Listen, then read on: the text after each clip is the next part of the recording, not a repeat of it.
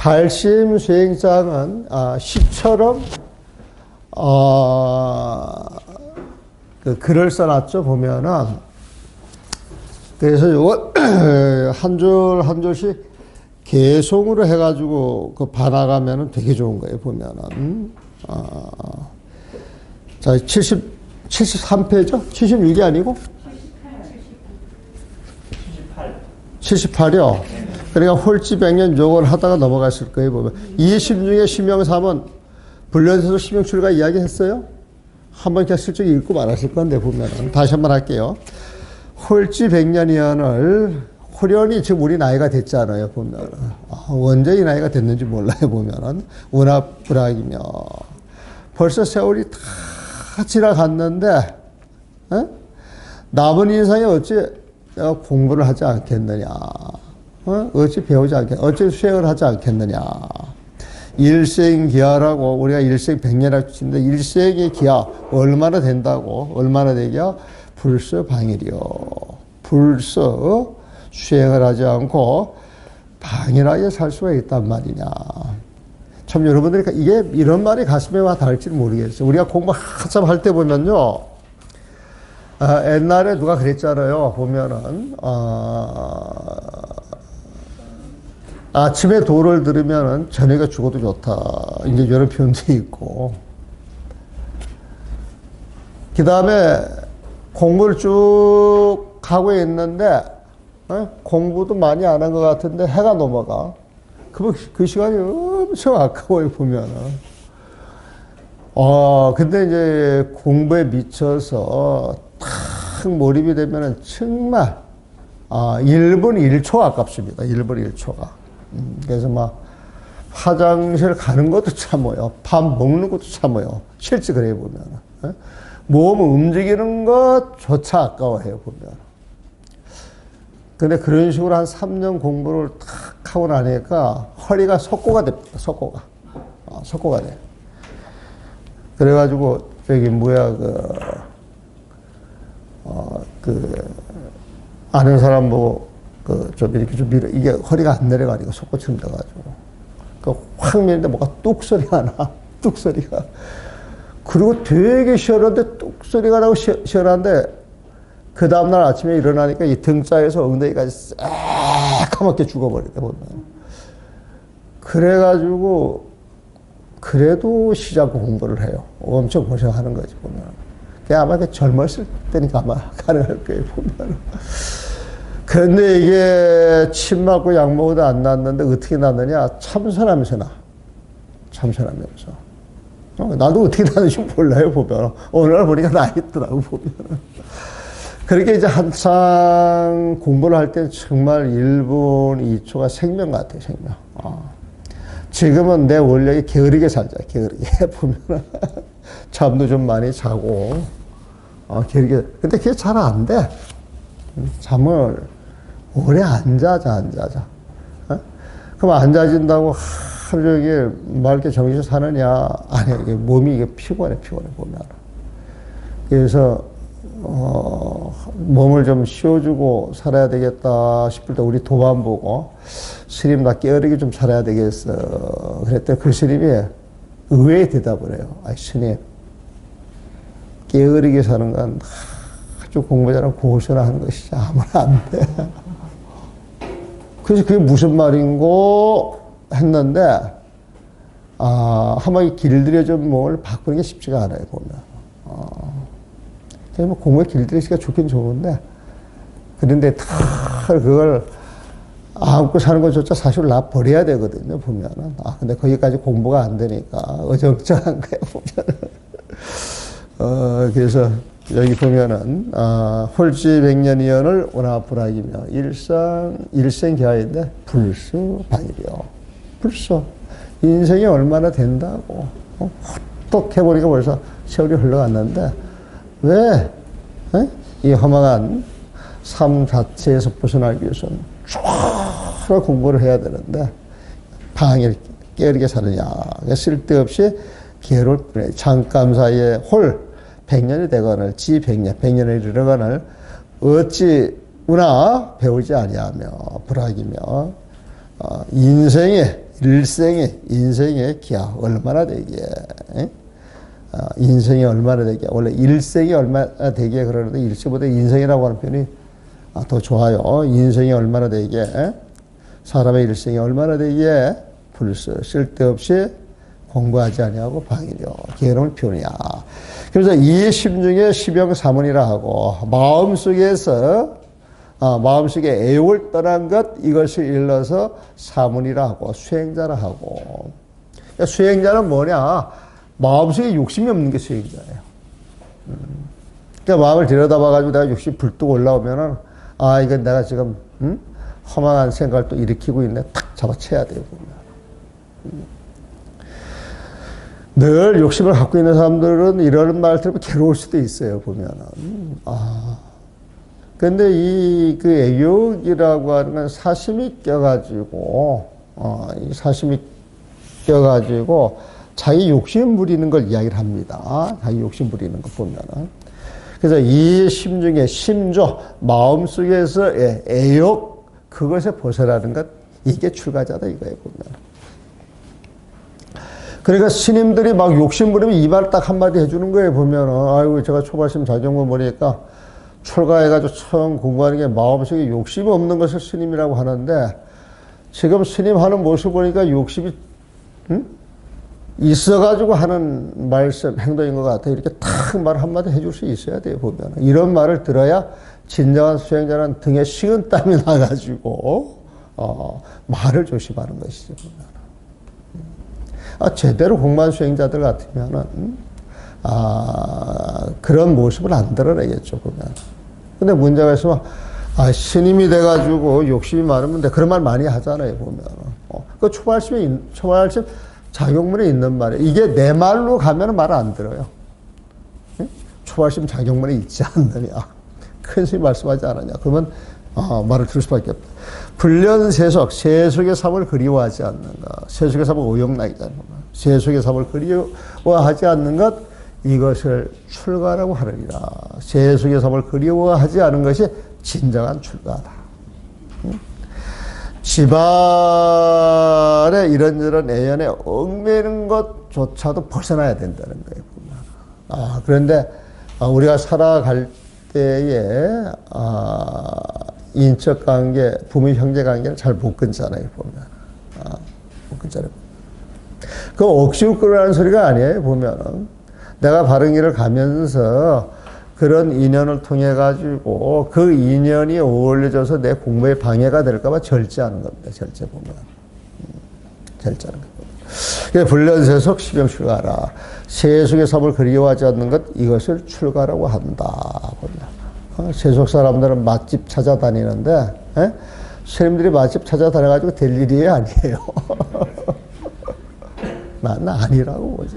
스님들은 그냥 인연 주어지는 대로 먹고 살고, 그리고 가능한 적게 쓰고 적게 먹고. 요즘 사람들 병 많은 건 많이 먹어서 병이 더 많습니다. 요즘 현대병이라고 하는 건 잘 먹고 잘 지내서 생기는 병이 커요, 보면은. 옛날에 먹을 게 부족하고 간당간당할 때 얼마나 먹는 것도 맛있고, 돈 버는 것도 재미있고 살아가는 것도 재밌잖아, 보면. 너무 풍성한데 거기에 애욕덩어리가 터덕터덕 붙어가지고 지나치게 욕심을 부리니까 몸도 불어나고 병도 불어나는 거예요, 보면. 그래서 현대병은 특히 선진국들은 잘 먹고 잘 사는 쪽에 관심을 둬서 그렇다. 덜 먹고 불편한 삶을 감수하며 살면은 병이 적어집니다, 보면. 불련세속 시병출가이라. 세속의 삶을 그리워하지 않는 것, 이것을 진정한 출가라고 할 수 있을 것이다. 행자 남왕은, 수행자들이 남왕은 비단 옷을 걸치는 것은, 나는 비단 낫지예요.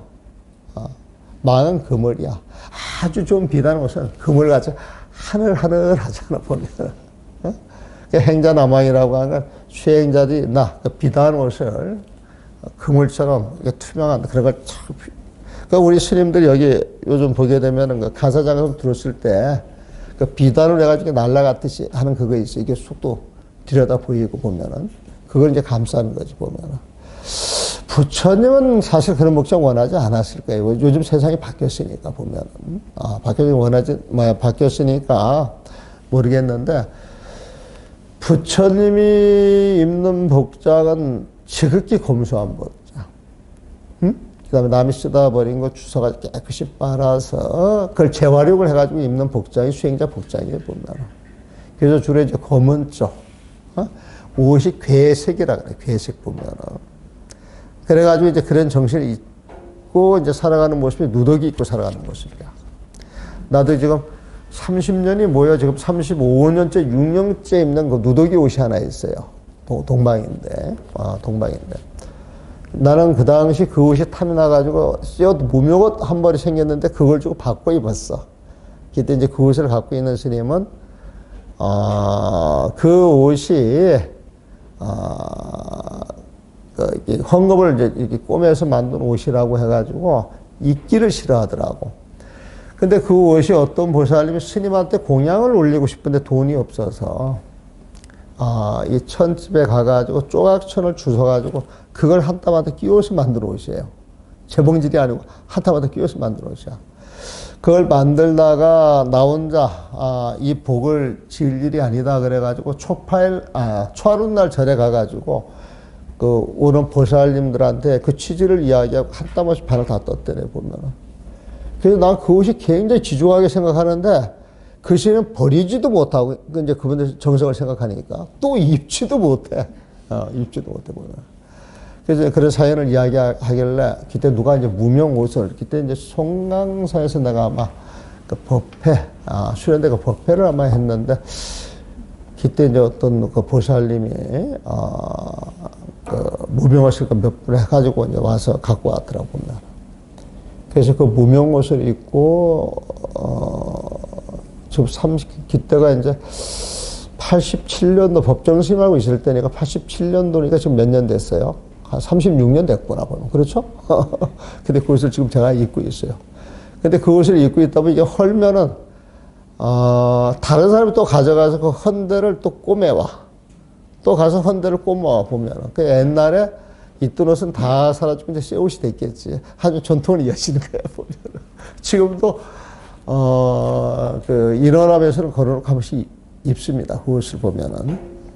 그 행자나마는 수행자들이 비단 옷을 걸치는 것은 구피상피요.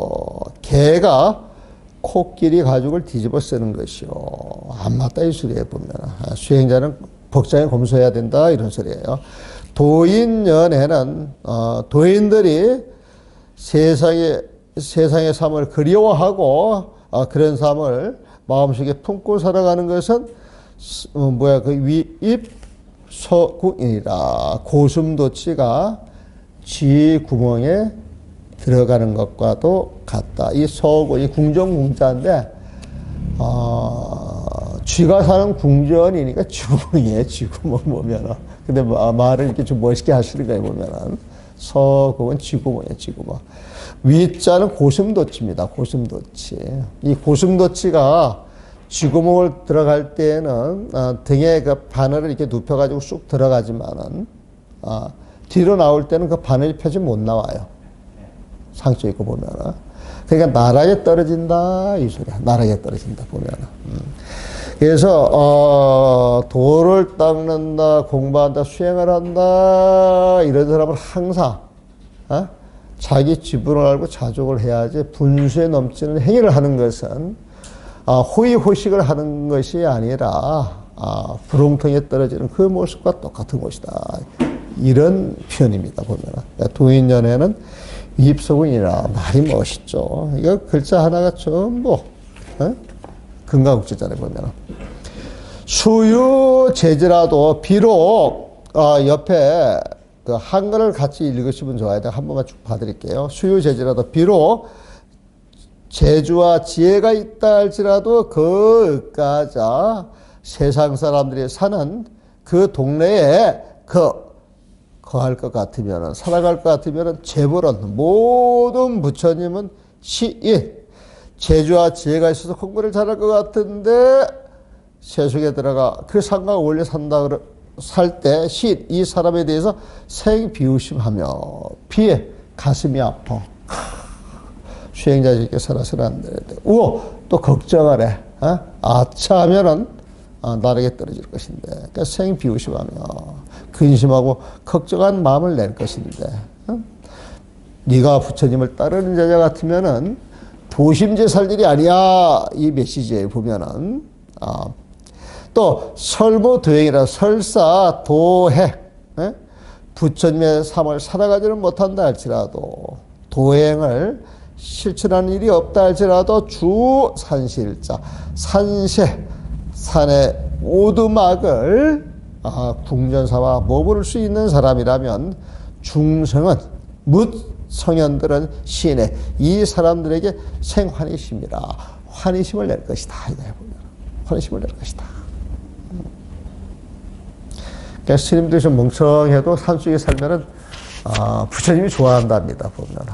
근데 재주가 있고 똑똑하다 할지라도 세속에 나와서 세속의 섬에 물들어 간다 그러면은 부처님이 슬퍼하신대요.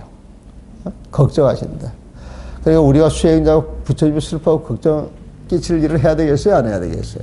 하지 말라. 이소리.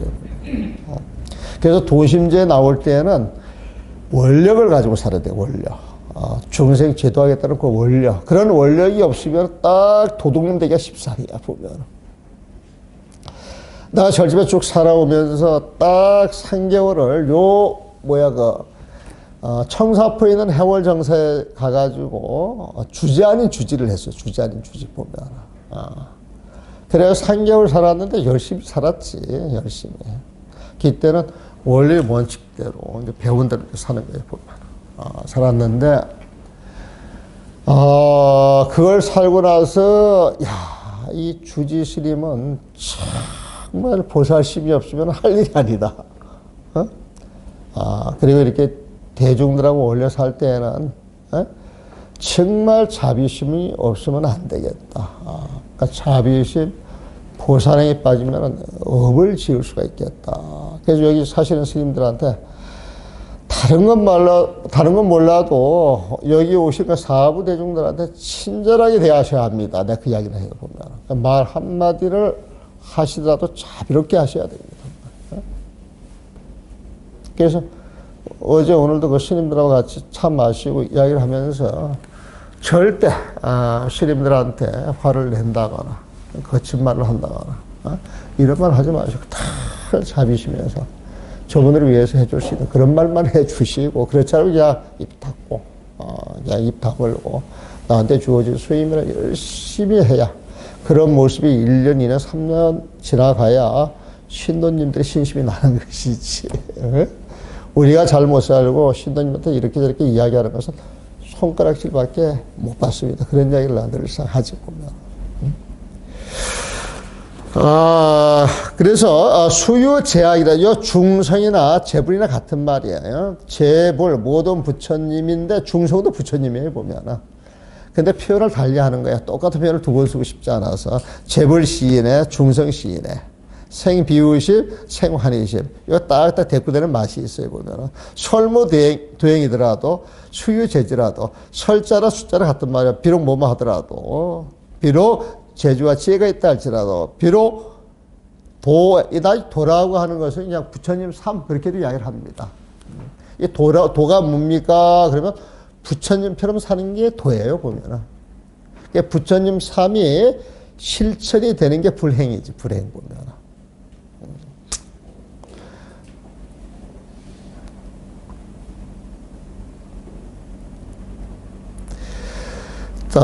또 수유제약이라도 비록 재주와 배움이 많다 할지라도 무계행자면은 살아가는데 어떤 원칙이 없다면은 이 계행은 살아가는데 내 삶을 잘 잡아줄 어떤 원칙이에요 보면은 계율을 그러면 구속시키는 게 아닙니다.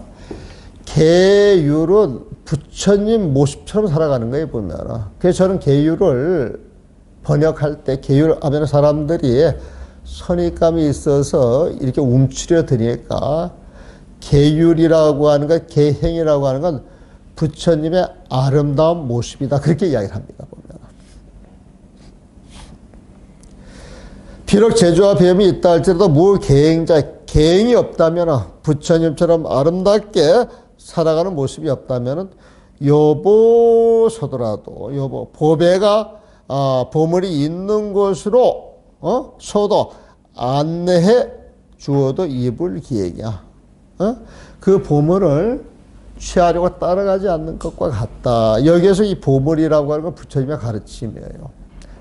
그 가르침을 통해서 들어가는 부처님의 세상에 보면 그 부처님 세상으로 소도야 안내하는 거야. 안내할 때 계행을 잘 지키면 그 세상을 바로 들어갈 것인데 불기에 그런 행을 일으키지 않아 따라오지를 않았고 어쩔 수가 없는 거예요 보면.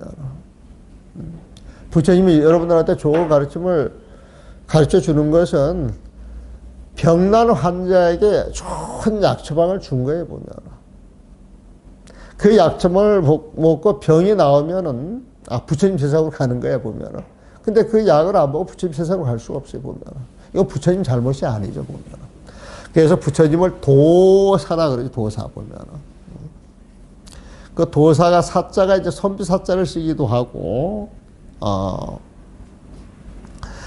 또 이 도사라고 할 때 그 도자가 안내할 요즘 말은 가이드에 보면은 그 도자를 써가지고 쓰기도 하고 길 도자를 쓰기도 하고 가이드 안내할 도자를 쓰기도 해 보면은 상계 도사 그럴 때 상계 중생들을 부처님으로 이끌어 주시는 분 그게 상계 도사예요 보면 상계 도사 할 때 우리를 부처님 세상, 상계 중생을 부처님 세상으로 이끌어 주시는 스승이 부처님이에요, 보면은. 상계도사, 사생 자부하죠, 보면은. 또 수유근행이라도 아무리 부지런하게 수행을 닦아나간다 할지라도 무지혜자, 지혜가 없는 사람이라면, 요강 동방 하나, 동쪽으로 가고자 하나, 이양서양이라. 동쪽으로 가고자 하는 그런 마음을 냈으나 이양서양이야. 그 발걸음은 서쪽 반대 방향으로 가더라. 그러니까 우리가 수행을 한다 할지라도 가는 방향을 정확히 알아야 수행을 완성할 수가 있고 수행의 목적을 달성할 수가 있는데 가르쳐 주는 대로 가지 아니하고 거꾸로 가면은 말짱 황이다. 헛된 것이다 이 소리거든요. 보면은. 그래서 우리는 수행을 할 때 지혜가 있어야 한다. 우리가 화두선을 할 때 화두가 뭔지 분명히 알면 화두 공부는 너무 쉬운 거예요. 사실은. 근데 화두 공부를 가르쳐 주는데 화두가 뭐 따로 어떤 보물인 줄 알고 내용도 모르고 이래가지고 막 하는데 거기에 대한 가르침은 전혀 주지를 않는 거야. 전부 떠받들기만 하지. 그래서 떠받들어가지고 전부 공부하니까 참 마음속에 부한기만 차득 들어가는 거예요, 보면. 그래가지고 화두에서 깨달음을 얻어야 된다. 이게 최고라고 이야기를 하는데 화두를 물어보면 정작 대답을 못해. 정작 대답을 못해요, 보면. 이 화두라고 하는 건요, 여러분들이 지금 이렇게 숨을 쉬고 내쉬는 이 자리에서 가장 시급하게 해야 할 일이 화두예요. 그러니까 여러분들이 운전할 때, 딴 생각 가지면 되겠어요? 안 되겠어요? 가마솥에 밥을 지을 때 딴 생각 해야 되겠어요? 안 해야 되겠어요? 내가 독서를 할 때 딴 생각을 해야 되겠어요? 안 해야 되겠어요? 그러니까 여러분 마음속에서 지금 당장 가장 알고 싶고 해결하고 싶은 일, 이게 화두예요, 보면. 그러니까 내가 깨달음을 얻고 싶은데, 화두를 통해서 그 깨달음을 얻어야 되겠다. 그러면은 그 화두 자체에 목숨을 던지고 매달릴 때 이게 진짜 화두가 되는 것이지. 3일하고 한 달 놀고, 한 달하고 한 달 놀고, 석 달하고 석 달 놀고, 이거 화두 아니에요. 화두하는 연습만 하는 것이지, 보면은. 그래서 화두라고 하는 것은 뭐냐, 그러면 지금 이 자리에서 내가 이 자리에서 100% 완전 해결해야 할 일이다. 이렇게 정리를 해두고 싶어요, 보면. 그래서 여러분들 눈앞에 바로 닥친 일 자체 그게 화두예요 보면. 그런 일을 잘 하기 위해서 그런 힘을 키우기 위해서 앉아서 명상도 하고 관상도 하고 또 화두라고 하는 방편을 던져주면 그 화두도 챙기는 거예요, 보면. 근데 화두 자체에 뭐가 있다고 생각하시면 안 돼. 근데 화두라고 하는 건 선지시하고 말을 하다가 말이 떨어지는 자리에서 이 먹고 이걸로 들어가야 되는 거예요, 보면. 그래서 화두라고 하는 것은 그냥 부처님 마음속으로 들어가는 거예요. 참선이라고 하는 건 부처님 마음속으로 들어가는 거예요, 보면. 그래서 우리 생활 모든 것이 부처님 마음속으로 들어가는 것, 그게 수행이에요. 그게 수행 보면은. 수행이 별다른 것 아니다. 부처님 마음속으로 들어가서 부처님 마음을 쓰는 것이 수행이다. 이렇게